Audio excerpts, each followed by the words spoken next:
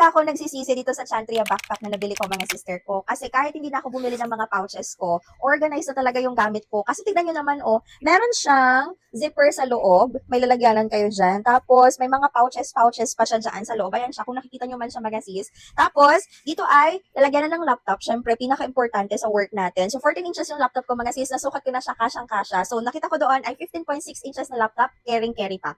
May kasama na rin siyang lalagyanan dito ng susi. So, susi ng classroom natin, susi ng bahay, ganyan. And, ganito siya, ano bang tawag dyan? Kalapad.